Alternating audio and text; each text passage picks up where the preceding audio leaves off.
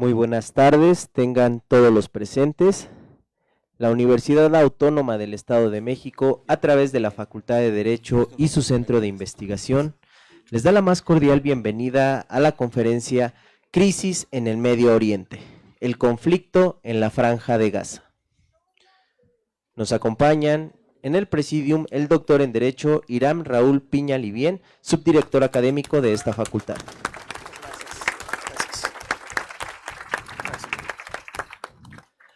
Saludamos la presencia del doctor Juan Carlos Abreu y Abreu, quien será nuestro ponente el día de hoy.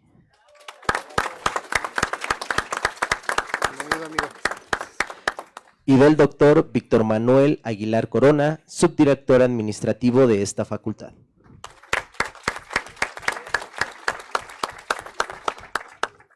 Cedo el uso de la voz en este momento al doctor Hiram Raúl Piña Livien, quien dirigirá unas palabras a nombre de nuestra directora. Muchas gracias, muy buena tarde tengan todas y todos ustedes. Sean bienvenidos a este espacio universitario, la Facultad de Derecho, particularmente al auditorio maestro en Derecho José Francisco Velázquez Mejía, del Centro de Investigación en Ciencias Jurídicas. Saludo con mucho gusto a nuestro ponente, disertante, al doctor, mi amigo Juan Carlos Abreu y Abreu, quien en esta tarde nos hará el favor de hablar de un tópico muy importante, muy relevante y que seguramente coincidirán la mayoría de ustedes con su servidor. Es un tema que tiene en vilo no solamente al mundo, sino a la humanidad entera. Muchísimas gracias, doctor. A nombre de nuestra directora, le agradecemos el interés por compartir estos conocimientos y sobre todo en aras de que los conocimientos por usted esta tarde sean de beneficio para nuestros alumnos y sobre todo nos ayuden a tener un poco de mayor claridad en este mundo polarizado en el cual nos estamos desarrollando. Muchísimas gracias, bienvenido y bienvenidos todos. Enhorabuena. Patria, ciencia y trabajo.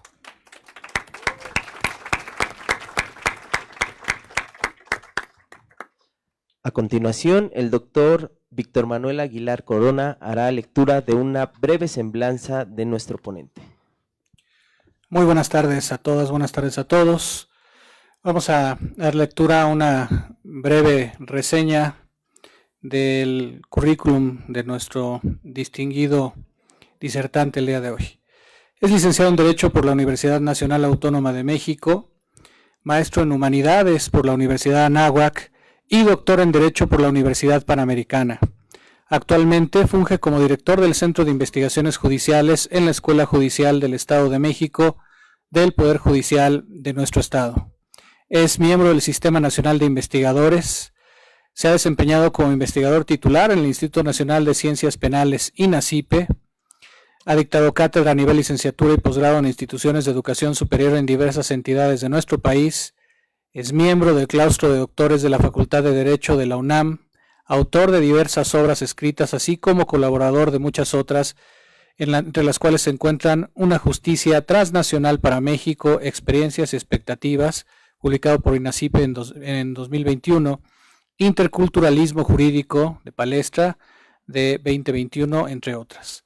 Ha publicado más de una veintena de artículos en diversas revistas académicas nacionales y extranjeras.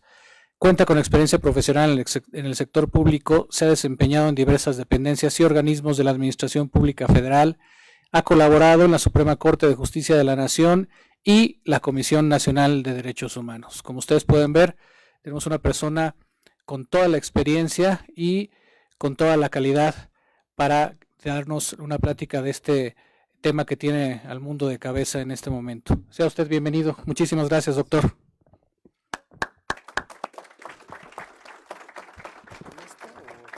De pie, sí, si tienen, sí.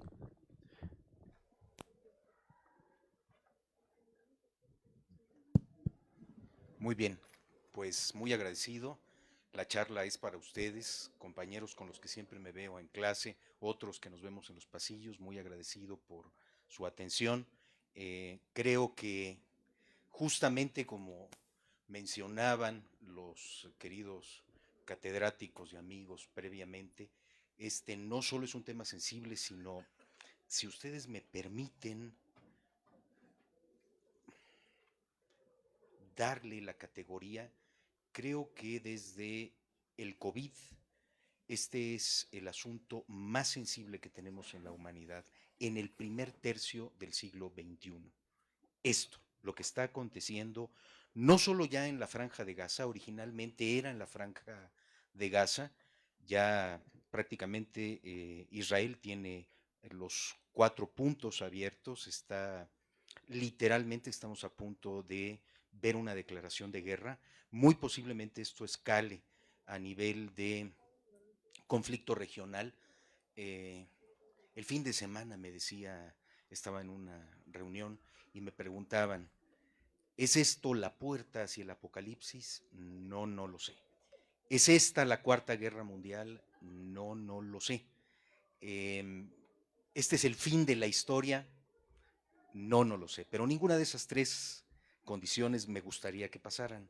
En realidad, creo que lo que vengo a compartir con ustedes es la profunda preocupación que causa fundamentalmente en el ámbito de los derechos humanos. Creo que es a donde están aconteciendo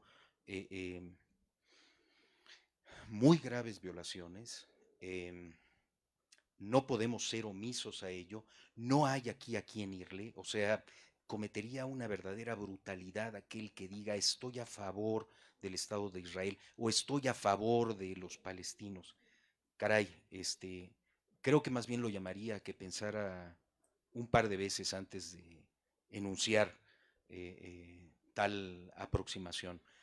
No está de más decirlo, esto tiene sesgos políticos muy importantes y también tiene pues dividido al mundo, ¿no? Ciertamente ya ha habido pronunciamientos por parte de algunos gobiernos y hay movimientos, hay manifestaciones, mítines en diversos países, en Europa, en Estados Unidos, en Canadá, pues dando sus puntos de vista, ¿no? Yo creo que no me siento en las condiciones de irle pues a ninguno de los dos.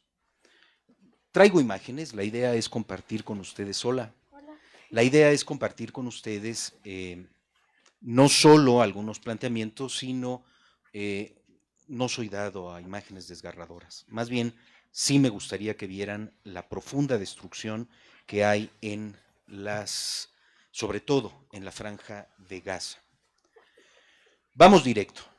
La Franja de Gaza, van a ver ustedes, es una muy breve fracción de territorio, 41 kilómetros de largo y 10 kilómetros de ancho, sustancialmente más chico que Toluca, ¿verdad? Se ha convertido en estos días en el centro del mundo, prácticamente nuestra atención se ha depositado en la Franja de Gaza, después de que Hamás, que es un grupo, cuidado, Hamás no es terrorista, hay un brazo de Hamás, hay un sector de Hamás que comete actos terroristas. Quiero ser muy puntual en esto, ¿correcto? Hamás es un movimiento terriblemente más amplio, de corte político, de corte ideológico, triunfaron en las pasadas elecciones en Gaza. Esto significa que tienen legitimidad política. Cuidado entonces con las apreciaciones a la ligera. Luego de que Hamás lanzara un ataque sin precedentes, esto es, nunca se había presentado un acontecimiento tal cual, creo, no vamos a recordar, ¿verdad? Los chicos que estaban en el concierto, en el baile, las incursiones hacia diferentes kibbutz, ¿verdad? Donde ha habido genocidio, ¿verdad?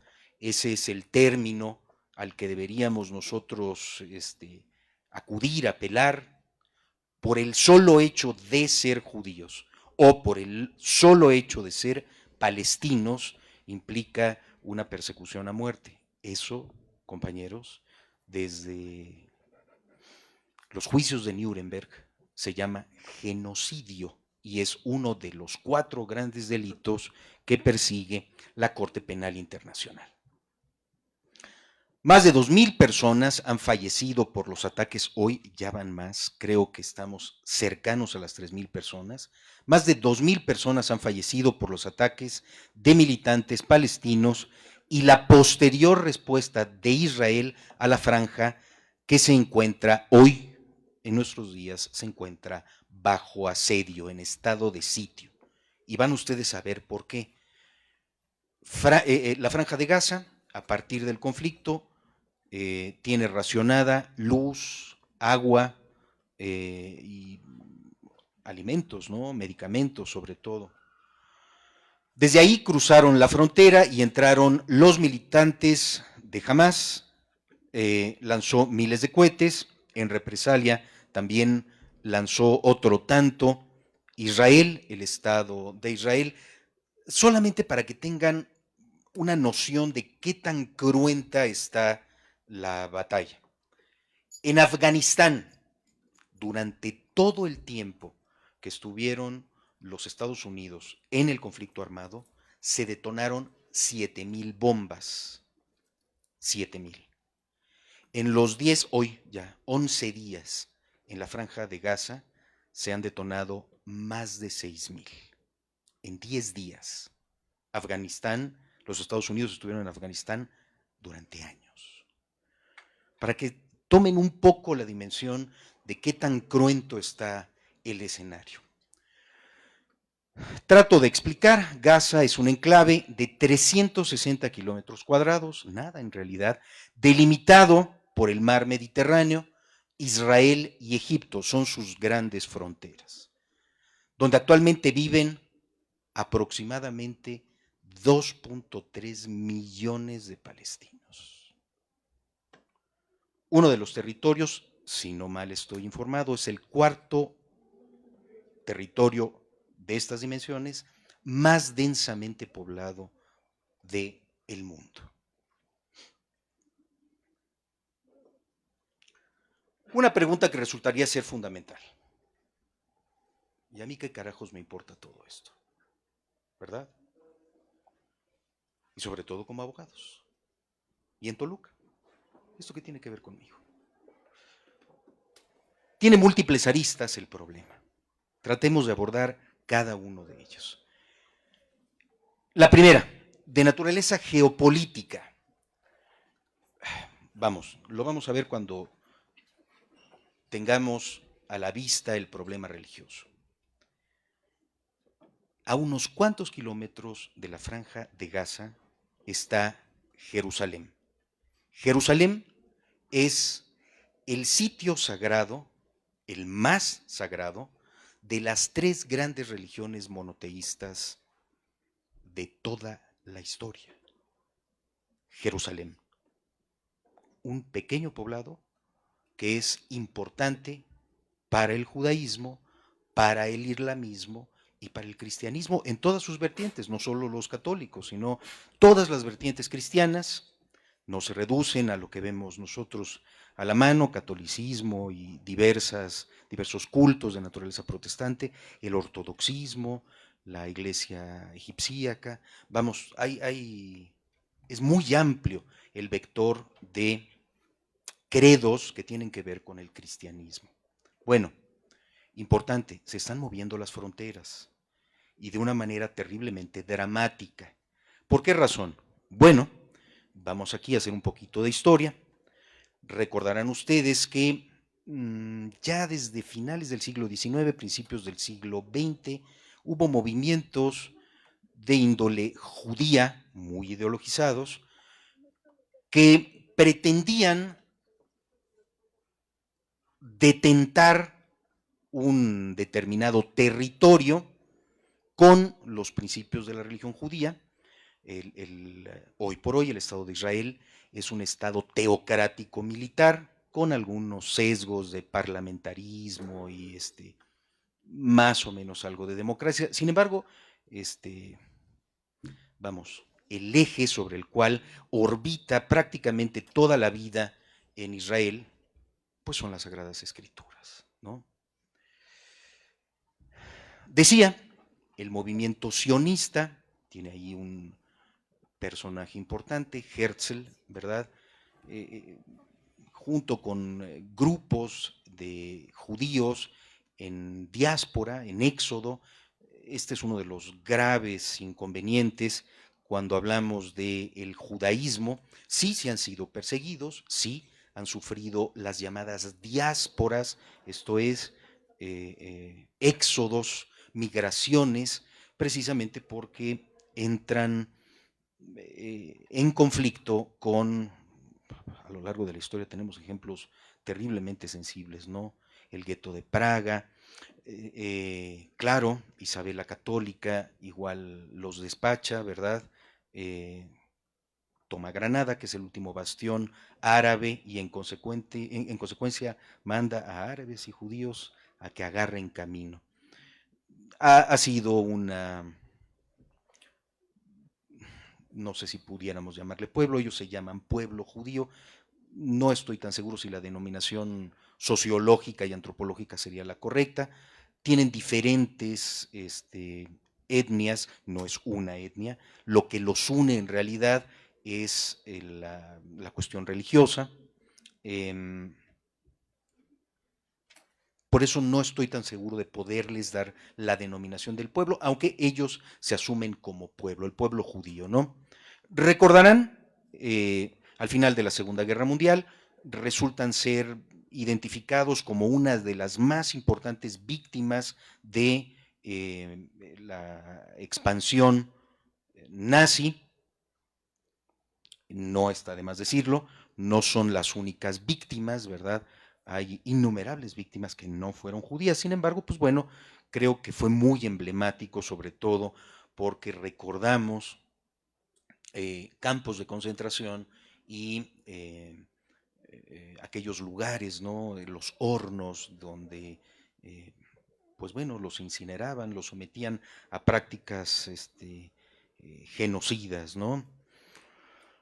Precisamente la Segunda Guerra Mundial da pauta para consolidar estas ideas, las ideas de corte sionista. Ojo, de una vez hay que hacer la división. No es lo mismo sionismo que semitismo. Por eso, los antisemitas son idiotas que tienen una concepción de corte racial, ¿correcto? El sionismo es un movimiento de orden político. En consecuencia, y aquí quiero ser muy claro, no todo judío es sionista. ¿Voy bien? ¿Se entiende? Hay judíos que no son sionistas. Y hay incluso pensadores que claudican del sionismo. Por ejemplo, Hannah Arendt, una de las más grandes filósofas, no solo de toda la historia, sino creo que una de las grandes pensadoras del siglo XX, originalmente, saliendo de la Segunda Guerra Mundial, tenía ciertas tendencias sionistas. Luego reniega de ellas, precisamente porque ve una serie de componentes con las que no está de acuerdo. No vamos a hablar del sionismo, no es materia de nuestra charla del día de hoy. Bastantes cosas criticables, sí, muchas cosas criticables. Solamente pongo una sobre la mesa. La contumacia con los grandes capitales del mundo, ¿no? El sionismo está vinculado con el flujo de capitales especulativos en el mundo. Consecuentemente, eso pues causa en algunos sectores de la población algo de malestar, algo de incomodidad y se expresa políticamente. Todavía hay sectores muy importantes en la política norteamericana, en la política europea, que son antisionistas abiertamente. Pasemos ese punto de largo. Los avatares internacionales permiten que se instale el Estado de Israel en territorio palestino, precisamente dominando una parte importante de territorio que está alrededor de Jerusalén. Si ha habido motivos o no para el conflicto desde ese entonces entre palestinos e israelitas, no vamos a discutirlo, ya están, ¿correcto? Nuevamente, subrayo, aquí no se trata de tenderle la mano a uno y quitársela al otro, o menos aún pensar que esto es como un partido de fútbol en el que le vas a un equipo y al otro no le vas. Creo que aquí las cosas son mucho más profundas que tener algún tipo de, pues, aprecio, ¿no?, por estas culturas. Bueno, geopolítico. Decía, primordialmente se están moviendo las fronteras derivadas de la Segunda Guerra Mundial. Político. Importantísimo, se confrontan dos regímenes teocrático-militares. Tanto el gobierno palestino como el gobierno israelí son teocracias, ¿correcto? Fundamentalismos, sí. Cuando hablamos de fundamentalismo, esto hay que aclararlo, ¿verdad? Acusamos generalmente de fundamentalistas nada más a los árabes, y no es así. Fundamentalismo implicaría irte al fundamento religioso de tu creencia, las Sagradas Escrituras. Podríamos decir que hay fundamentalismos en todas las religiones. En el catolicismo tenemos fundamentalistas, pues sí, posiblemente el Opus Dei y los legionarios serían fundamentalistas. En el protestantismo, ni se diga, ¿no? Estos grupos que viven, ¿cómo se llaman? Muy religiosos, estos que viven en el centro de los Estados Unidos, los mormones, son fundamentalistas. ¿Por qué? Porque su reflexión va hacia el fundamento que está establecido en sus escrituras. No quiere decir que sean malos, ¿no? Por eso estamos aclarando el término con la finalidad de no malinterpretar a qué le llamamos fundamentalista. Fundamentalistas son los árabes, y sí, ciertamente, una parte muy importante, no solo del gobierno, sino de la sociedad judía en Israel, es fundamentalista. Recurre a la Torá como un elemento fundamental para tener en cuenta, pues, su vida, ¿no? Aclarando este tema, sí, están en confrontación dos regímenes de corte teocrático, uno islámico y el otro judaico. Religioso. Pues bueno, creo que reafirmamos lo que hemos venido diciendo. El económico, criaturas de mi vida. Creo que es un tema que no debemos dejar absolutamente de lado. A nada de la Franja de Gaza está el Canal de Suez, por donde pasa absolutamente todo el petróleo que proviene del Medio Oriente, y que, dicho sea de paso, es el que marca los precios de los hidrocarburos. Esto significa que también es un conflicto de corte económico. Sí, sí es un conflicto económico. Seguimos viviendo una economía petrolizada, ¿no? Que no les inventen los ecologistas, todavía falta mucho, mucho tiempo. Creo que vamos a ver más devastación ecológica antes de que cambiemos. El petróleo sigue siendo el rey de la economía. Social. Los problemas migratorios, no solo los que se están dando en este momento, van a ver que hay cerca de 1.100.000 desplazados de la Franja de Gaza, nada más de la Franja de Gaza.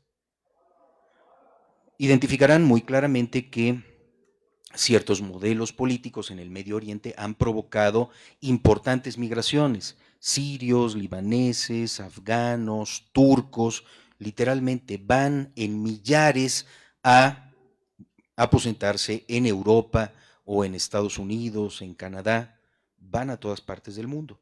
¿Por qué razón? Pues, compañeros, no van haciendo turismo. Es fundamentalmente porque, primero, la primera causa de la migración, el hambre. Se están pelando de hambre. Segunda, nadie quiere ser asesinado por un loco que tiene una tendencia política. Consecuentemente, la persecución también tiene que ver con la vida, ¿no? Con tus hijos, ¿no? ¿Por qué dejas tu país de origen? ¿Por qué dejas tu tierra? Pues porque vienen a perseguirte, y muy posiblemente mueres tú y muere tu hijo. Creo que nadie querría efectivamente eso. Problemas migratorios. Hay mucha migración musulmana, islámica en Europa. De hecho, volteen ustedes a ver los noticieros alemán, francés, los noticieros escandinavos, ¿verdad? hay manifestaciones de árabes en contra de lo que está aconteciendo por parte del gobierno de Israel. Hay mucha migración árabe en Europa. Segundo, el antisemitismo. Creo que ese es, hablábamos, ¿no?, de la profunda estupidez del ser humano, ¿no? Por el hecho de tener una determinada raza, pertenecer a un determinado grupo racial, es uno inferior o es uno superior. Creo que eso es ser demasiado imbécil, ¿no? No creo que se merezca algún otro apelativo el término, ¿no? Si te sientes superior o te sientes inferior a partir de tu raza, algo traes mal, ¿no? Bueno, antisemitismo, islamofobia, claro, esto que nos han provocado los gringos de una manera sistemática, ¿no? Todo lo que sea árabe es digno de tenerle miedo, es digno de tenerle repudio. Hay larga historia detrás de todo ello, ¿no? Los Estados Unidos han estado involucrados en los movimientos de desestabilización de los países del Medio Oriente. Dicho sea de paso, hace un momento hablábamos de Afganistán. Cambió mucho, este es un gran cambio de la geopolítica, cambió mucho la geopolítica después de la caída del muro de Berlín y en consecuencia la caída de la Unión de Repúblicas Soviéticas Socialistas. La Unión de Repúblicas Soviéticas Socialistas, la URSS, tenía un modo de expansión bastante importante y estuvo presente en algunos países de Medio Oriente. Las mujeres turcas de la década de los 70 eran mujeres absolutamente liberadas, que no traían ningún trapo en la cabeza y en el cuerpo, sino más bien eran mujeres que acudían a las universidades exactamente como ustedes, compañeras. El movimiento de los talibanes fue financiado por los Estados Unidos y fue de alguna manera soportado el triunfo contra la Unión Soviética, que trajo como resultado un régimen de corte fundamentalista, religioso. Aquí no hay buenos, ¿eh? Creo que demasiado ingenuos seríamos si nos ponemos en la condición maniquea, ¿no?, de buscar buenos y malos. Menos los Estados Unidos. En alguna ocasión, uno de sus líderes ideólogos dijo: los Estados Unidos no tenemos amigos, tenemos intereses. ¿Cierto? Los Estados Unidos tienen intereses muy bien definidos y sobre todo en esa zona. ¿Por qué razón? Porque hay hidrocarburos. No es porque sean hermanitas de la caridad. Muy bien, entonces tenemos problemas de orden social muy sensibles. Jurídicos. Pues bueno, vamos a ver por qué sí en realidad algo de esto me importa. Primero, ha habido muchos esfuerzos, una gran cantidad de esfuerzos, tanto en el pueblo palestino como en el pueblo israelí, por encontrar mecanismos de justicia transicional.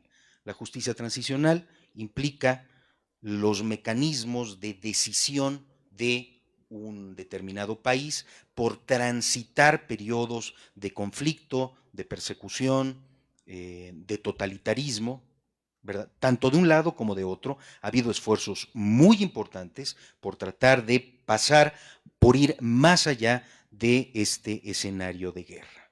Justicia transicional. Importante, hay una sistemática violación de derechos humanos. Y vamos a ver en unos momentos más por qué.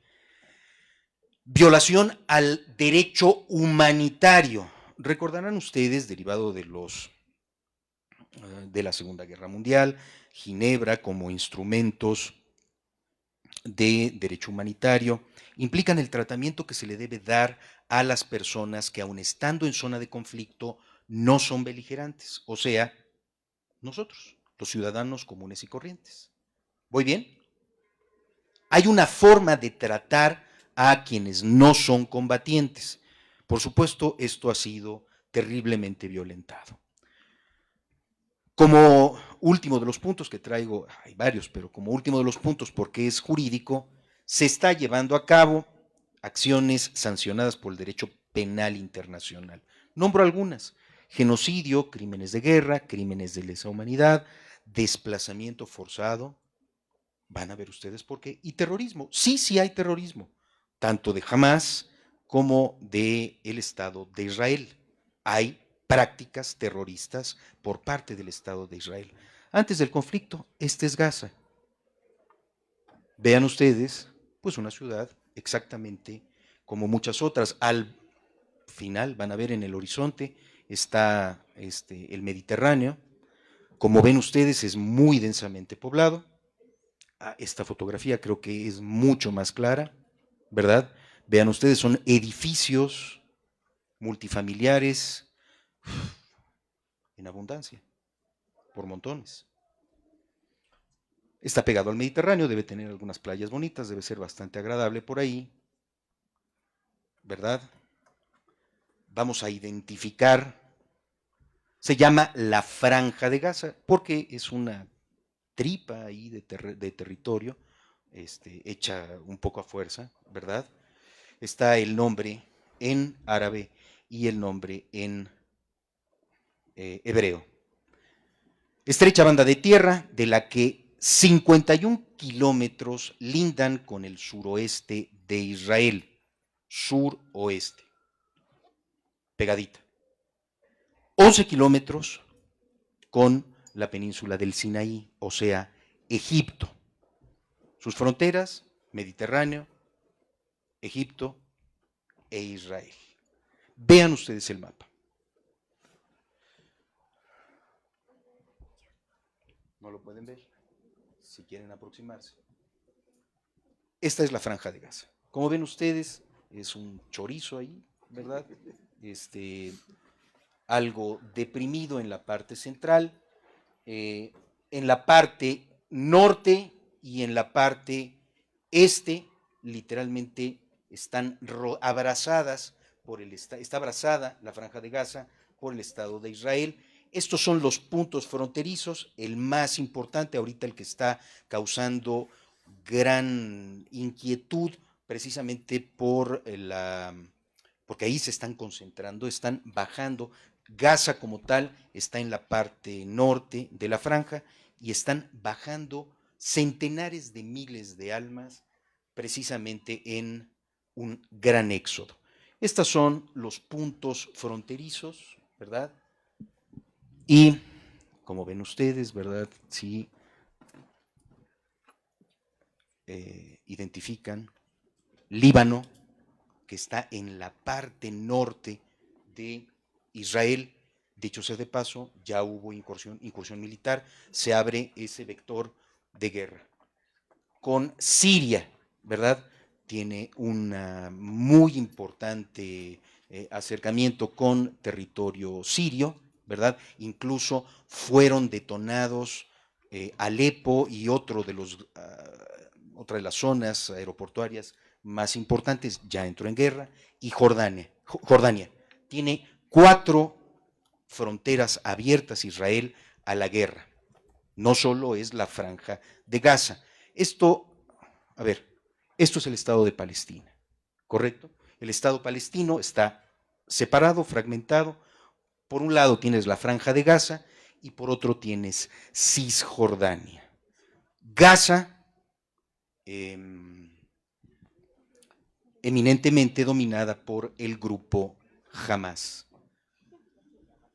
Las noticias de ayer, ¿verdad? Hoy estamos a 16. Las noticias de ayer, lo que estaba revisando en los titulares, BBC, France Press, el ejército israelí advirtió a 1.1 millones de personas que viven en el norte de Gaza que evacúen sus hogares. 1.1 millón de personas. Israel va a intensificar su ofensiva de represalia contra Hamas tras los atentados terroristas del 7 de octubre en los que murieron 1.300 personas. Nada más en el primer momento. La crisis humanitaria de Gaza se agrava con advertencias de que la población corre peligro de inanición, entiende, hambre. Al menos 1.900 personas han muerto en Gaza, según el Ministerio de Sanidad palestino. Eso decía hasta el día de ayer. Vean ustedes las fotografías. Palestinos abandonan la ciudad de Gaza, la del norte, la que vieron ustedes, mientras huyen de sus hogares tras la advertencia del ejército israelí el 13 de octubre de 2023. Vienen en franca huida. Palestinos hacen cola para recargar agua en el campo de refugiados de Rafah, en el sur de Gaza, 14 de octubre de 2023. Gaza ha estado bajo constante bombardeo israelí, lo que dificulta la evacuación de la población civil. La gente está huyendo prácticamente entre calles destruidas e impropias para el tránsito. Vamos a tratar de redondear un poquito las nociones.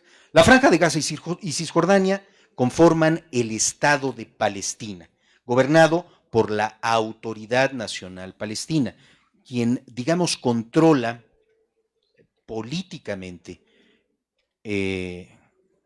Palestina, es la Autoridad Nacional Palestina. Desde junio de 2007 es gobernada por Hamás. Hamás es un partido, ¿correcto? No sé si se entiende esto. Es solo una fracción ideológica. Dentro de esa fracción ideológica de la Autoridad Nacional Palestina hay grupos altamente radicales con tendencias de orden terrorista. Gaza, Cisjordania, Jerusalén Este y los Altos del Golán están considerados por la comunidad internacional como territorio ocupado por Israel desde 1967. Esto significa que tiene más de 55 años el conflicto a todo vapor, o sea, no es de hoy. El territorio de Palestina quedó definido por virtud de los acuerdos de Oslo. Aquello fue reafirmado por la resolución 1860 del Consejo de Seguridad de la ONU, que en la Asamblea General de las Naciones Unidas admitió al Estado de Palestina como Estado observador no miembro. Desde 2007, escúchese, 2007 está, porque esto lo vamos a revisar en un momento más, está sujeta a un bloqueo militar por parte de Israel y de Egipto. Población, hasta 2020, muy posiblemente hoy hay 3.3 millones, hasta 2020 el censo arrojaba que eran 2.048 millones de almas en la Franja de Gaza. 2.000 millones. La Franja de Gaza es la tercera entidad política más densamente poblada del mundo, por detrás solamente de Singapur y Hong Kong. La tercera, según yo, era la cuarta. Muy bien. Religión. La mayor parte de la población es musulmana suní. Esto es muy digno de hacerlo notar. El Islam, como poder, como cultura, como civilización, hoy en nuestros días está dividido en dos grandes sectores. El sector suní y el sector chiita, ambos en conflicto. Esa es la razón por la que no hay de momento una muy evidente reacción de hermandad entre diversos pueblos árabes. En el momento en el que lo haya, caray, habrá que rezar. Territorio, el territorio de Gaza. 41 kilómetros de largo, entre 6 y 12 kilómetros de ancho, vieron que hay una depresión en el centro, un total de 360 kilómetros cuadrados. De ellos hay una amplia franja de tierra de nadie, 500 metros, impuesta por el ejército israelí, hace que una gran parte de la superficie de la franja no sea accesible para sus habitantes. O sea, 29 kilómetros cuadrados más 8% del territorio de la franja.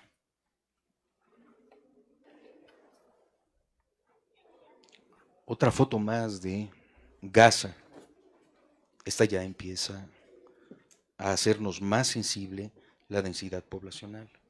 2007, les decía, el bloqueo israelí y egipcio. Mantiene numerosos problemas de abastecimiento e infraestructuras. Abastecimiento lo más sencillo en lo que puedan ustedes pensar. Electricidad, agua, drenaje, medicamentos, alimentos. Consecuentemente, este bloqueo tiene terriblemente proletarizada toda la franja de Gaza, empobrecida. El informe de 2020 de la ONU afirmó que la franja de Gaza, literal lo dice el documento, es inhabitable. La población de la franja no tiene posibilidad de entrar o salir de ella a voluntad. Tampoco se puede importar o exportar productos libremente. Además de este embargo, tienen sanciones económicas por diversos países europeos, entre ellos Hungría, Polonia, República Checa y Eslovaquia. A pesar de la retirada unilateral israelí de la Franja de Gaza, esto sucedió en 2005, ¿verdad? Digamos, un acto de, vamos a ponerlo entre comillas, buena voluntad del Estado de Israel, es retirarse de un pequeño colchón que existe entre ambos estados, replegarse. 2005. La ONU, a pesar de eso, la ONU, organizaciones internacionales por derechos humanos, la mayoría de los gobiernos y de los expertos legales del mundo consideran que la Franja de Gaza todavía está ocupada por Israel.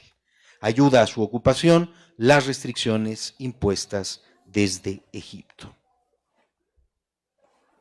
Israel mantiene el control directo de las fronteras de Gaza y el control indirecto de la vida dentro de la franja.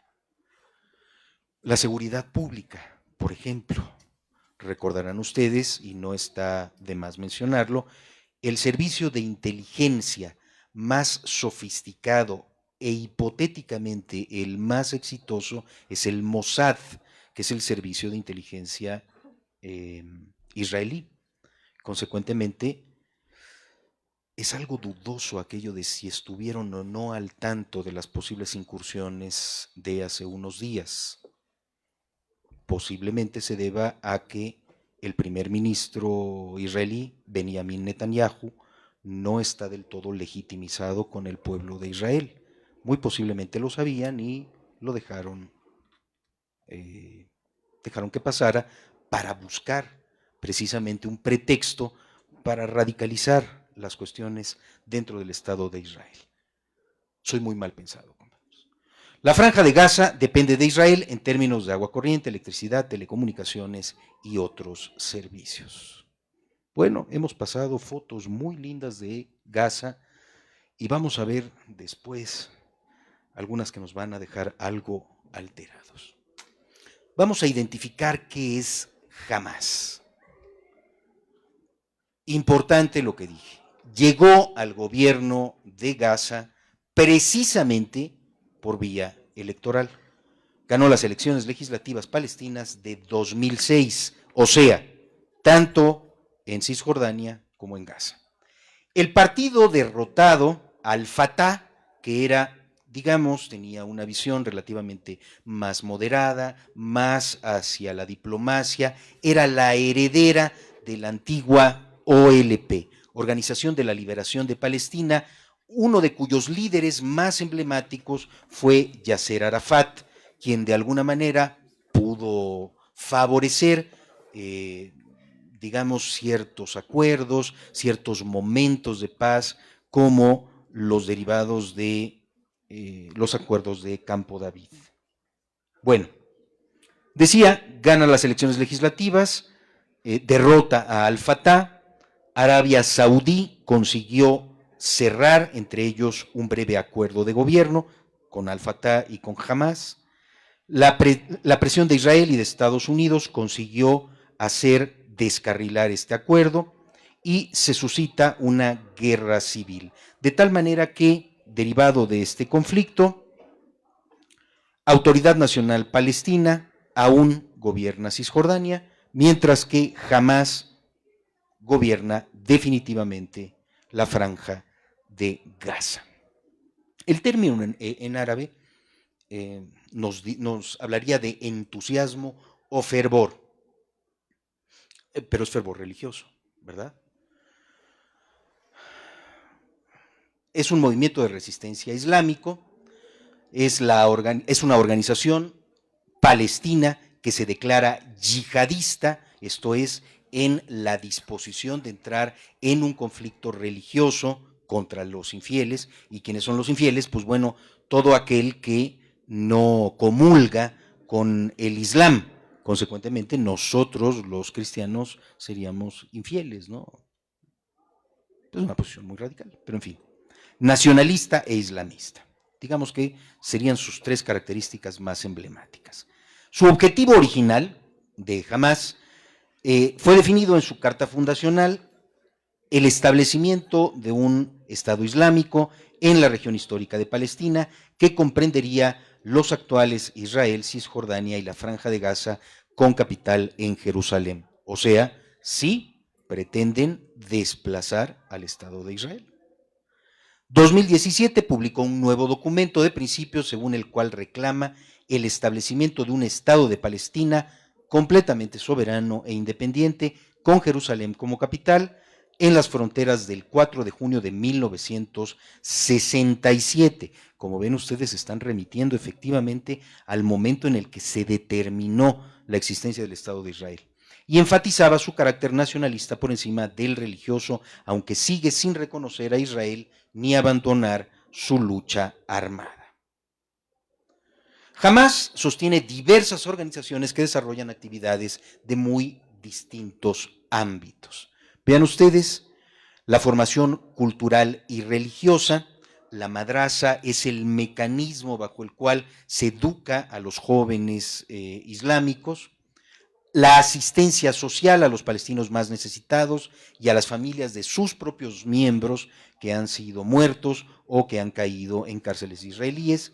La representación de instituciones políticas palestinas y, digamos, la última, la que resulta ser más sensible, las brigadas de Seldin al-Qassam, que es el brazo armado de Hamás y que ha sido acusada sistemáticamente de practicar el terrorismo.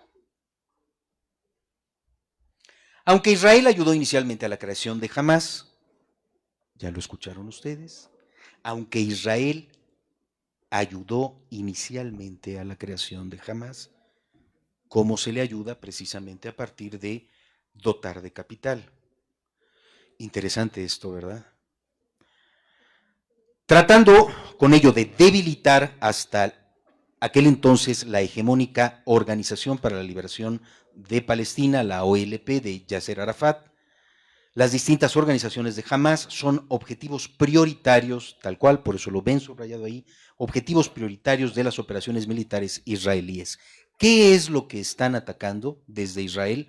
Los establecimientos, los inmuebles, a donde hipotéticamente se halla gente de Hamás. Su fundador y líder espiritual, el jeque Ahmed Yassin, y su sucesor Abdelaziz Ar-Rantisi, fueron asesinados muy recientemente en ataques selectivos de las fuerzas militares israelíes. El conflicto. Recuerden ustedes que Hamás quiere regresar a los territorios previos a 1967. 1967 se da la Guerra de los 6 días, donde sale triunfando el Estado de Israel. Uno de sus líderes militares más importantes, un criminal de guerra, David Ben Gurión, ¿verdad? Es quien, pues bueno, permite el establecimiento, la consolidación territorial del Estado de Israel. Israel asumió el control de los territorios palestinos.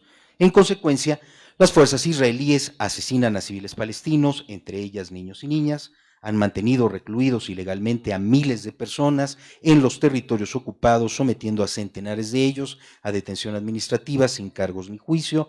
La tortura y otros malos tratos bajo custodia, incluso de niñas y niños, seguía siendo prácticas muy extendidas y quedaban impunes. Israel ha demolido viviendas palestinas en Cisjordania y en los pueblos palestinos, sometiendo a sus ocupantes a desalojo forzoso. Se ha encarcelado a objetores de conciencia del servicio militar y se ha amenazado con la expulsión a miles de solicitantes de asilo.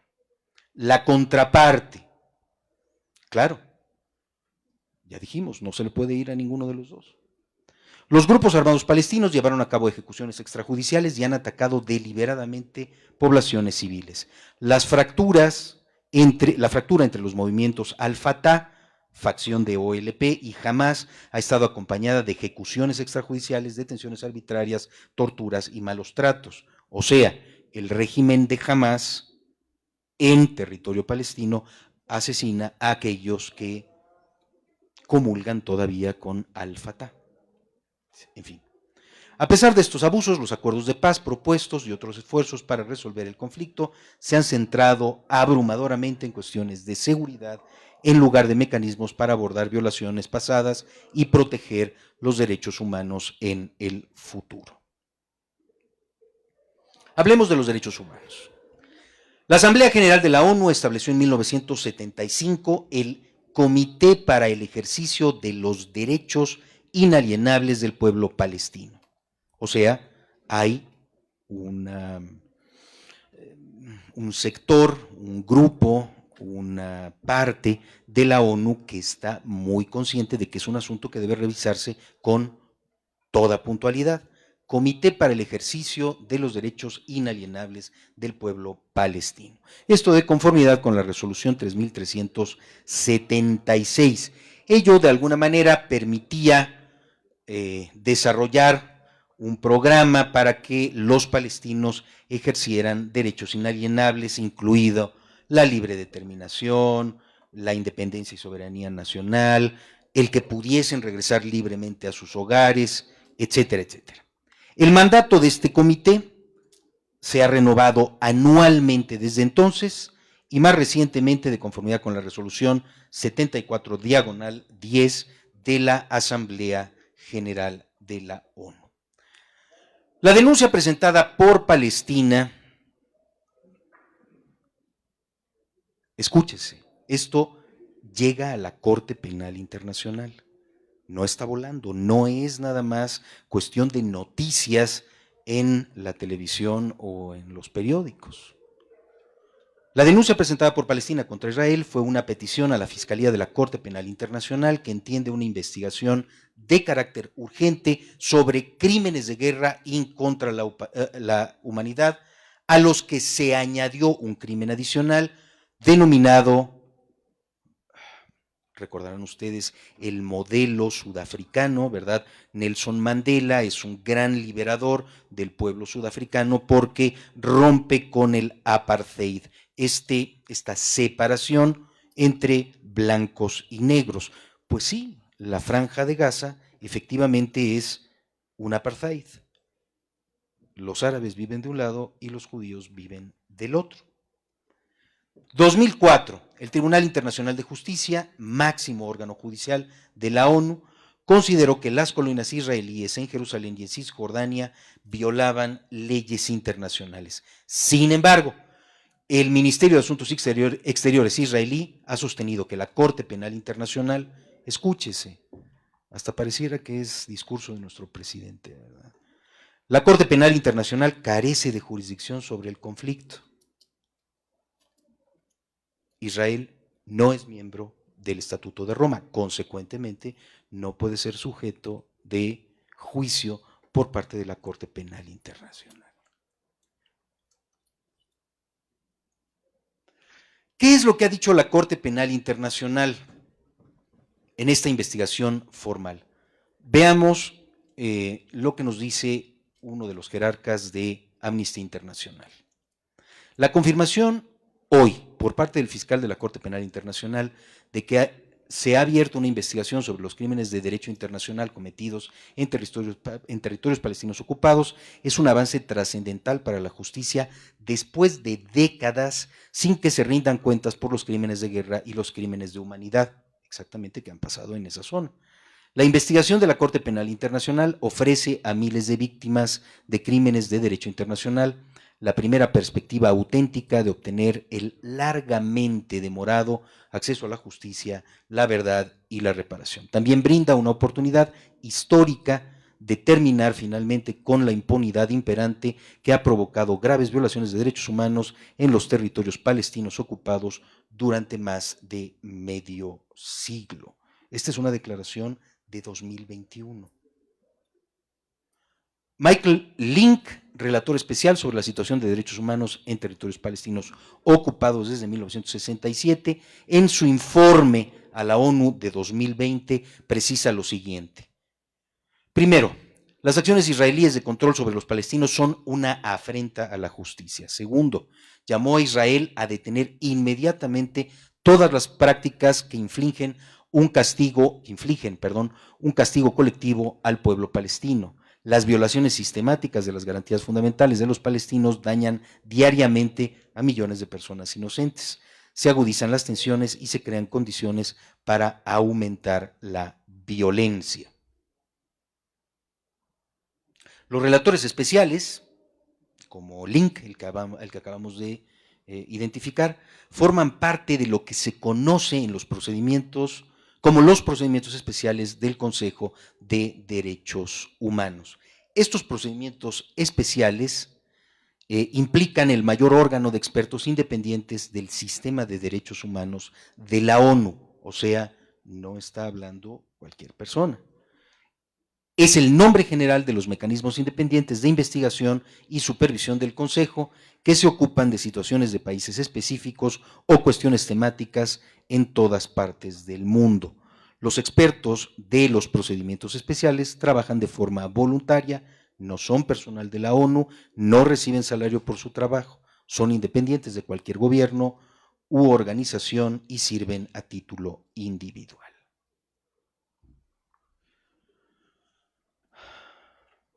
El alcance del impacto devastador de la política de castigo colectivo de Israel se puede observar muy claramente en el bloqueo que inició hace 13 años a la Franja de Gaza, un territorio que sufre ahora un total colapso económico, cuya estructura está destruida y cuyo sistema de servicios sociales apenas funciona.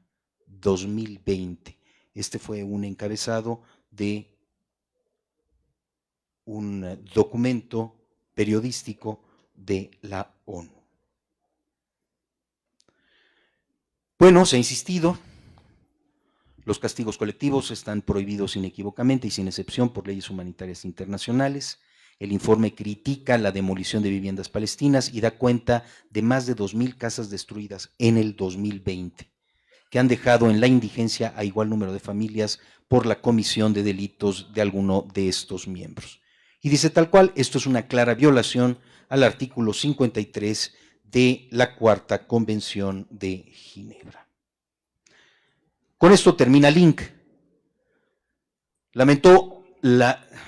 Link lamentó que la Suprema Corte de Justicia de Israel, al igual que sus líderes políticos, permita el derrumbamiento de viviendas bajo la justificación de que son disuasorias de actos violentos y sostuvo que, al contrario, solo fomentan un entorno de odio y venganza, como lo han reconocido los propios dirigentes israelíes del sector de seguridad. Y aquí empieza lo dramático. Están viendo ustedes una de las primeras fotografías cuando se detonan en Gaza, muy cercano al Mediterráneo, las primeras bombas. Las recientes hostilidades. A 10 días, hoy ya son 11, estaba yo haciendo ayer las diapositivas, a 10 días de iniciado el conflicto, los grupos armados palestinos han disparado millares de bombas y misiles en dirección a zonas civiles del centro de Israel y ciudades cercanas a la frontera de Gaza, provocando un reguero de muertes y centenares de lesionados en la población civil. Por el otro lado, las fuerzas israelíes han respondido lanzando bombas, misiles y ataques aéreos que también se han cobrado ya miles de vidas y han provocado heridos en la población de Gaza, en la población civil de Gaza. Además, han dañado o destruido decenas de edificios residenciales que albergaban a centenares de familias palestinas en ataques selectivos, porque hipotéticamente solo van destinadas a blancos en los que hay personal de Hamás.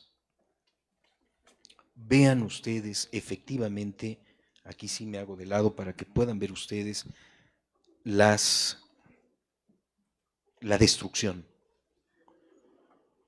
La intensificación de las hostilidades armadas entre Israel y los grupos armados palestinos de Gaza hace temer un nuevo baño de sangre y la destrucción de más viviendas e infraestructura a lo largo de los próximos días. Muy posiblemente, y eso era lo que estaba diciendo el jueves pasado Benjamín Netanyahu, están involucrados, dijo, el Estado de Israel está involucrado en la guerra más larga que ha habido. O sea, esto no va a parar, sino que la escalada de violencia va geométricamente en aumento. Vean ustedes, este es el escenario hoy. La escalada recuerda las terribles hostilidades de 2008, 2012, 2014, 2020, en los que la población civil fue la más golpeada, con destrucción y muerte por doquier en Gaza. Desde 2007 vive sometida a un ilegal bloqueo equivalente a un castigo colectivo. Tanto las fuerzas israelíes como los grupos armados palestinos han llevado a cabo crímenes de guerra y otras violaciones. Israel tiene un horrible historial de ataques ilegítimos contra Gaza que han provocado muertos y heridos entre la población civil y que ha llevado consigo crímenes de guerra y de lesa humanidad. Los grupos armados palestinos han violado también el derecho internacional humanitario con absoluta impunidad. Vean ustedes, esto es lo que está aconteciendo. Vean ustedes, criaturas, ancianos. Esto es lo que está aconteciendo. Las fotografías son de ayer.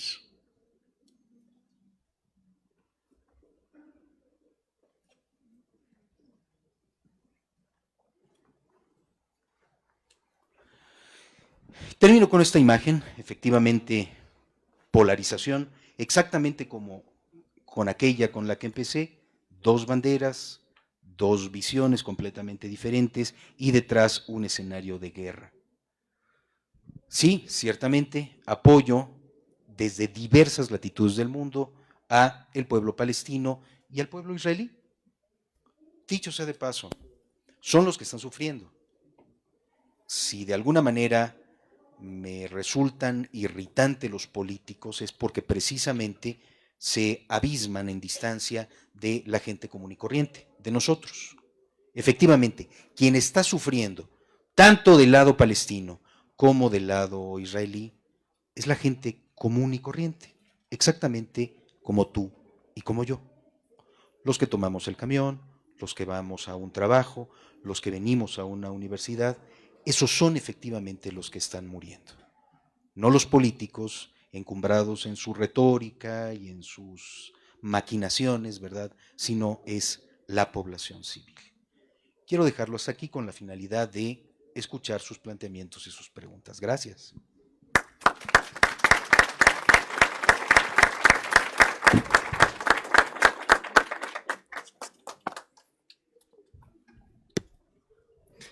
Hay muchas preguntas, supongo.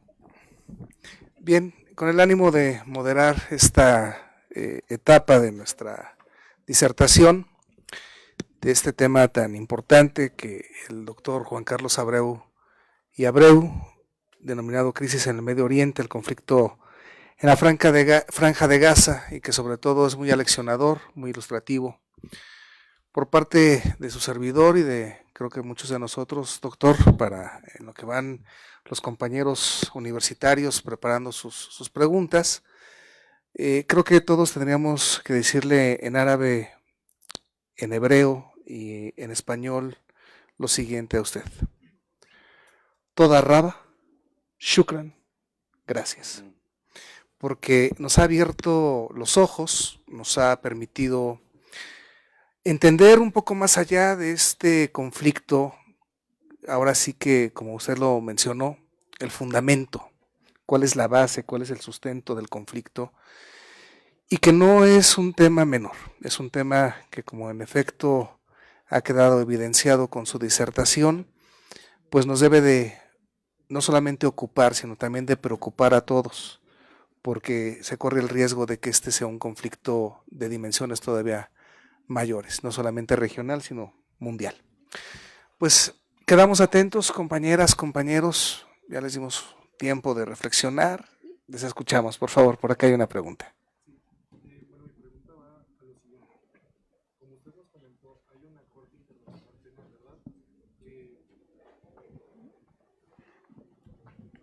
Gracias.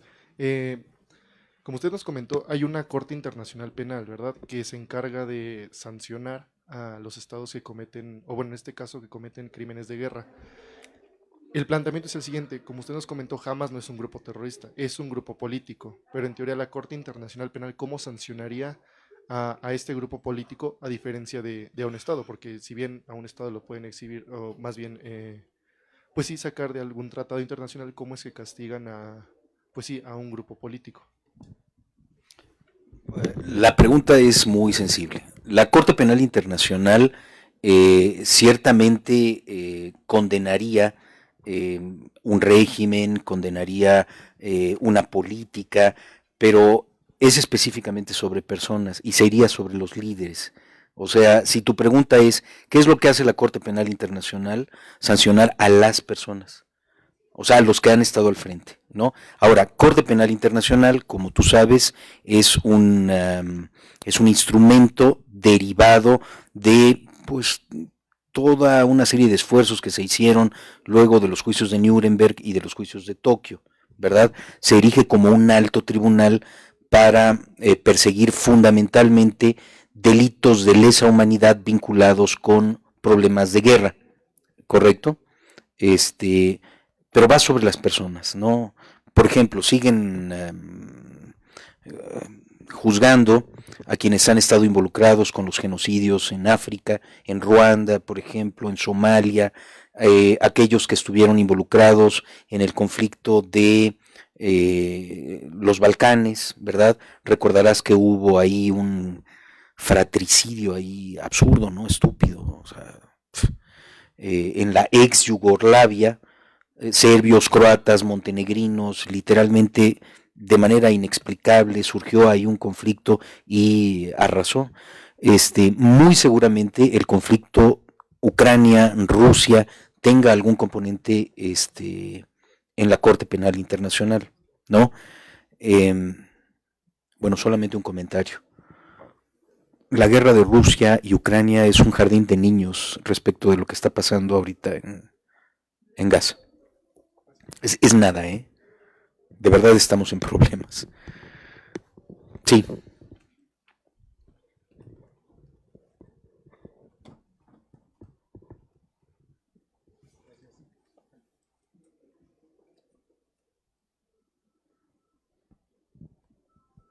Sí, este, usted nos comentó que la guerra iba en incremento tanto a nivel geográfico. Ahora ya se han registrado casos en Europa, por ejemplo, lo de Francia, del Museo del Sí, Louvre, sí. y en la tarde, hace unas horas, se registró otro caso en Bruselas. ¿Qué es lo que podría hacer en este caso estos países o como tal la Unión Europea como para que no se propague, propague hasta no. Que no se propague esta. O sea, para estos países, Híjole. porque pues la verdad, o sea, dependen mucho de lo que, pues de esta guerra que está sucediendo, porque hasta cierto punto yo lo veo que están como motivándose estas personas para hacerlo, si dicen, no, pues allá nos dejan hacerlo o no está pasando nada, pues vamos a hacerlo en otros países. No estoy tan seguro en el que de poder yo decir pobrecitos franceses o pobrecitos gringos, ¿no? O sea, creo que nos queda muy claro que antes de la Segunda Guerra Mundial, la primera parte del siglo XX, todo, todo este territorio, lo que llamamos Medio Oriente, estaba sujeto al Imperio Otomano, ¿correcto? Países muy interesados en la cuestión económica de los hidrocarburos, Inglaterra, eh, Francia, los Estados Unidos, convirtieron en protectorados todos estos países, Irak, Irán, ¿correcto? Ellos mismos detonaron sus problemas internos. ¿Por qué razón? Porque nos queda por demás claro que el negocio más jugoso de toda la historia y en todo el mundo es la guerra. Consecuentemente, si tú abasteces de armamento a aquellos que están en conflicto, pues bueno, sin irle a ninguno, te hinchas de billete. ¿Sí me doy a entender? Exactamente fue lo que hicieron. Además de ello, todos los países europeos han sido metrópoli, han dominado, han colonizado al Medio Oriente. Consecuentemente, ha habido importantes flujos de personas desde hace más de 50 años que están habitando en Europa.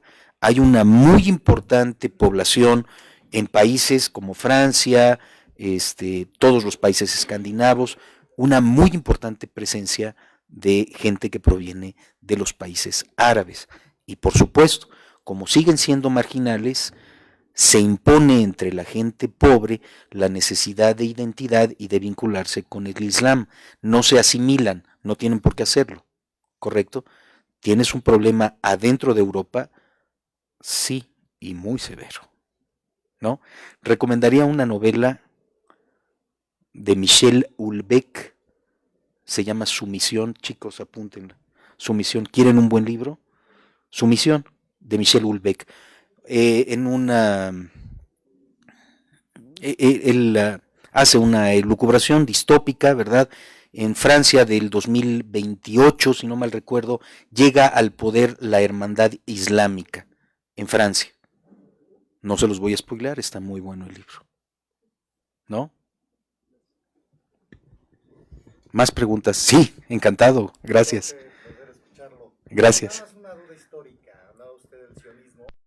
Una de las características que tenía y comentó de Hannah Arendt, de por qué no quiso emigrar, ¿no? A este Estado de Israel, ¿no? Yo tenía dentro de unas de las características que los sionistas sí buscaban la fundación de un Estado, ¿no?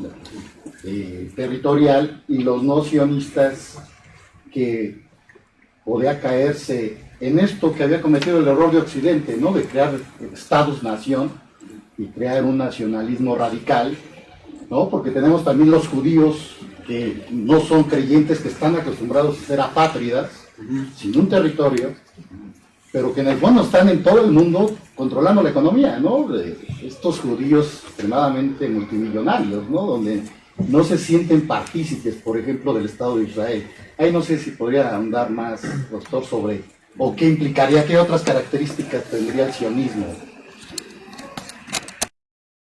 Bueno, la pregunta es muy compleja. Desde el propio Herzl estaban que es, digamos, uno de los grandes patriarcas de la visión del sionismo, estaban disputándose sobre cuál territorio era el idóneo. Y por supuesto uno de ellos era lo que hoy es el Estado de Israel, pero también andaban debatiendo a ver si en una parte de Argentina podían localizarse. Imagínense ustedes si los argentinos hubieran estado muy a gusto con que hubiesen acomodado ahí un Estado de Israel, en el hipotético caso de que pasara. Importante el planteamiento que haces, querido maestro. Déjame, te digo que el capital es el capital y no tiene nacionalidad, ni religión, ni nada por el estilo, ¿no? Ciertamente hay grupos importantes de judíos que controlan el poder especulativo del dinero. Sin embargo, exactamente como lo has señalado, hay judíos en toda Europa, en Estados Unidos y en nuestro país, como en toda América Latina, que son exactamente como nosotros, gente común y corriente. Profesores universitarios, académicos, músicos, tienen muchos músicos, son muy afectos a la música, médicos, ingenieros, arquitectos, o sea, gente común y corriente que no tiene acceso al gran capital, ¿no? Más bien es una circunstancia muy propia de un grupo de judíos que tengan acceso al control económico. Sionismo. Hannah Arendt, mi novia, o sea, definitivamente, amo a esa mujer. Tiene una vida bastante peculiar. Ella había sido discípula de Heidegger y de Jaspers en la Universidad de Marburgo, en Alemania. Deja, por la Segunda Guerra Mundial, deja Alemania y va a París. Ella es presa, es ella presa y puesta en el campo de concentración de Gurs. Ella huye y se va a Estados Unidos. En Estados Unidos, pues, es recibida como un gran personaje dentro de la filosofía, ¿no? Dentro del pensamiento. digamos que la etapa saliendo de Europa, ella tiene ciertos coqueteos con los grupos sionistas, fundamentalmente para la defensa de las personas que habían sido víctimas del nazismo. Sin embargo, ella desarrolla una parte muy importante de su vida, madura de hecho en Estados Unidos, y durante ese tiempo consolida su forma de pensar. Es invitada por una revista muy connotada en Estados Unidos, The New Yorker, para que fuese la corresponsal en el caso de Eichmann, uno de los, pues en realidad era un burócrata de alto nivel, no era uno de los jerarcas nazis, ¿no? Era el estúpido que se encargaba de la entrada y salida de los trenes de judíos que iban rumbo a los hornos, ¿no? O sea, el tipo verdaderamente repugnante, es sometido a juicio en Israel, o sea, lo hacen prisionero en Argentina y se lo llevan a Israel y ahí lo enjuician. Ella es testigo del juicio, ¿no? Y llega a acuñar un término que le resulta ser fatídico, la banalidad del mal, ¿no? En realidad es lo que dice ella, pues este era un perfecto idiota que fue acomodaticio, arribista y que en el momento oportuno era quien tomaba decisiones sobre miles de vidas, ¿no? Entonces, no es porque él fuese malo por sí mismo, sino la condición de lo banal del mal. El tipo era absolutamente intrascendente, era él o era cualquier otro mentecato exactamente con las mismas condiciones. La pobre Hannah Arendt resulta ser, después de esta disertación, altamente condenada por los grupos judíos en Estados Unidos y por los propios grupos sionistas adentro del Estado de Israel. Pierde amigos, pierde importantes relaciones y eso hace una muy franca separación, abierta separación con el sionismo, ¿no? El sionismo sigue siendo un movimiento de corte fundamentalista, muy poderoso en el Estado de Israel, muy en la mano de la ultraderecha israelí. Dicho sea de paso, el actual primer ministro, Benjamín Netanyahu, pertenece a ese grupo radical extremista derecho de sionistas. No todos los judíos son sionistas, no todas las personas que viven en Israel son sionistas, ¿no? Es un movimiento político, religioso, ideológico, etcétera, etcétera, ¿no? No, de aquí, al contrario, encantadísimo. ¿Preguntas? Sí, sí. Usted en un principio nos comentaba ciertos antecedentes en los que tanto Palestina ha incursionado, no tan grave como en esta ocasión, en contra del Estado de Israel e Israel a Palestina, ¿no? Y usted comentaba que era difícil tener una postura sobre a quién irle, ¿no? Vaya, diciéndolo de forma coloquial. Que estuvo políticamente correcto el que el gobierno de México haya tomado una postura neutral Sí, y sí. que la embajada de Israel haya dicho que pues, haber tomado esa postura Sí, fue sí. lo correcto. ¿Sí fue Sí, lo correcto? sí, y aquí digo, no me gusta para nada la imagen del presidente de la República, pero en este caso responde a toda una tradición. Cometió el grave error Luis Echeverría Álvarez, siendo presidente de México, de recibir a Yasser Arafat, miembro de la OLP, y además de todo hacer pronunciamientos a favor de la OLP. Yo creo que, o sea, eh, no solo es parte de una tradición, sino es obligación de nosotros los mexicanos efectivamente no tomar partido por ninguna de las posiciones en conflicto, ¿no? Como en el caso de Rusia y de Ucrania.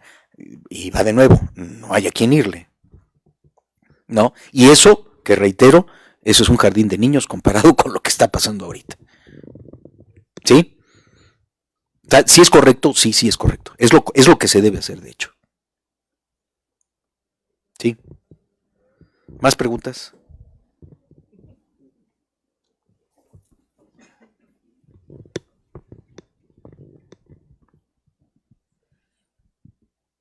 Justamente lo que acaba de comentar, México es un país neutral, de un pensamiento neutral en esta situación.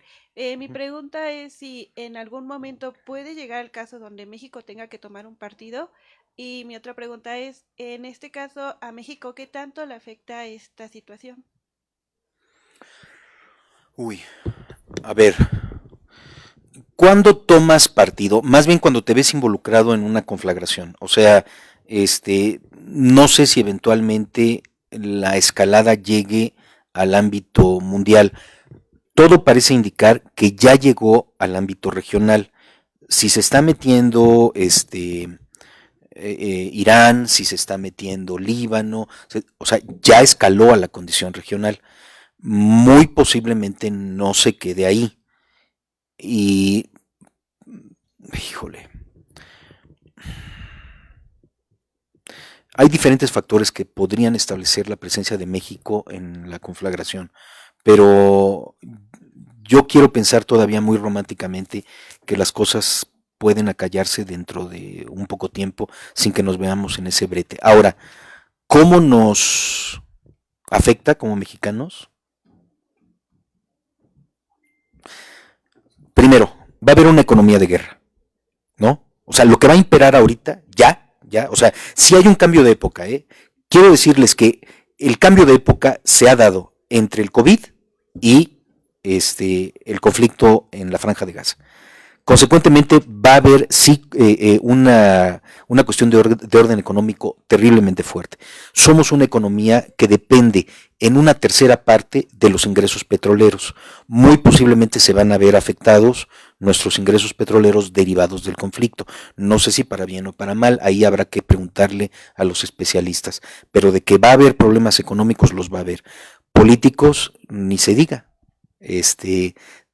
Somos el traspatio del segundo imperio más grande de toda la historia. El primero fue Roma, el segundo son los Estados Unidos. Nosotros somos el traspatio. Consecuentemente, si algo le pega a ellos, muy seguramente nos pega a nosotros en muchas cuestiones. Por ejemplo, van a cerrarse más las fronteras. Esto va a significar que los grandes procesos migratorios que estamos viendo se van a ver criminalizados. ¿Cómo vamos a actuar frente a ello? No lo sabemos. Problemas políticos, sociales, vinculados con tu facilidad para que puedas transitar a Europa o a otros países, sí los va a haber. Sí. ¿Más preguntas? No, pues ya el público Tenemos se fue. una pregunta de redes. Muy bien. Doctor, preguntan nuestros compañeros que amablemente nos siguen a través de la transmisión en Facebook Live de nuestra facultad, es la siguiente. El sionismo, con todos sus ataques a Gaza, Líbano, Jordania y Siria, ¿podría estar impidiendo deliberadamente la cooperación entre la civilización árabe islámica? Híjole. Es una pregunta muy compleja. Digo, el primer punto que debería yo abordar es que no es el sionismo. O sea, el sionismo no deja de ser un movimiento de corte ideológico. Es el Estado de Israel. Sí, el Estado de Israel sí está fungiendo como una frontera entre el mundo occidental y el Medio Oriente, sí. No creo que haya posibles acercamientos. A mí no me gusta este autor gringo, Samuel P. Huntington, pero en algún momento él habló del choque de trenes, del choque de civilizaciones. Persiste y de manera irrenunciable. Creo que incluso lo estamos viendo terriblemente más acrecentados. Ahora, ¿hacia dónde podríamos ir? Un poco por la pregunta de la compañera. Híjole, hay un teórico ruso que me está llamando mucho la atención, recomiendo su lectura para que eventualmente podamos tener espacios para análisis. La cuarta teoría política de Alexander Dugin. Él está hablando del eurasianismo. Muy posiblemente lo que veamos sean vínculos Rusia-China, países árabes. Creo que estamos en una coyuntura muy sensible. La nueva ruta de la seda, ¿no? Yo creo que sí. Sí, estamos exactamente en condiciones como en las cruzadas, efectivamente. Perfecto. ¿Alguna pregunta más, compañeros?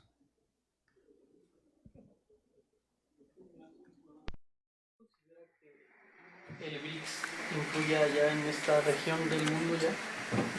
¿En qué sentido el BRICS? Ya que se ha polarizado en Occidente y en Oriente con Rusia, China y demás países como, creo que es Arabia, creo que ya lo están... Los países saudíes. Brasil y la India, creo. Que ya tengan como, pues no sé, intereses en la zona. Yo creo que estamos, a ver, hay una maldición china, porque no es un proverbio, es una maldición china que dice, ojalá te toque vivir en tiempos interesantes. Y entiendo muy claramente que se trata de una maldición. Sí estamos viviendo tiempos muy interesantes. Lo que conocemos hoy como geopolítica, lo que conoces hoy como mundo, no es lo que será dentro de 10, 15 o 20 años. Van a cambiar las fronteras, van a cambiar los mecanismos, están cambiando los modos de entender la política. En realidad no estamos viendo democracias, estamos viendo totalitarismos. Entonces, ¿cómo te explico, compañero, que tanto tú como yo estamos viviendo a las puertas de una nueva época que no sabemos qué es? Hazte de cuenta que estamos saliendo del medioevo y entrando a la modernidad. Es exactamente lo que nos está pasando. Estamos en un momento de transición hacia otra cosa que no sabemos qué es. Las fronteras se van a mover, las de tu país muy seguramente se van a mover. Espérate un siglo, ¿te gusta? Muy posiblemente lo que hoy identificas como México no será México. Estamos entrando a una nueva etapa, en una nueva era histórica. ¿Qué es? No lo sabemos, todavía no lo sé, no tengo ojos, ¿no? Y no tengo la bolita mágica tampoco, no la traje, perdón. Hoy vino solamente el académico, no el prestidigitador. Sí. Pues bien, si no hay más preguntas por parte de nuestros compañeros universitarios, pues a nombre de nuestra directora, de la maestra en Derecho María José Bernaldez Aguilar y de toda la comunidad universitaria, queremos hacer patente nuestro agradecimiento al doctor Juan Carlos Abreu y Abreu por esta tarde de disertación, pero sobre todo de mucha reflexión académica y también de un compromiso que tenemos que llevarnos todos, que tenemos que ser parte de las respuestas y no parte de los problemas, porque la situación que actualmente vivimos es compleja. Y a nombre de nuestra universidad, estimado doctor, su casa, le queremos hacer entrega de una constancia que acredita esta conferencia, Crisis en el Medio Oriente, el conflicto en la Franja de Gaza, llevado en este Centro de Investigación en Ciencias Jurídicas de su Facultad de Derecho. Encantado, muchas gracias a todos. Gracias. Muy buena tarde. Muchas gracias, querido amigo. Muchas gracias. Muchas gracias, amigo. Encantado. 2023, conmemoración de los 195 años de la fundación del Instituto Literario del Estado de México. Somos Historia en Construcción. Somos UAMX.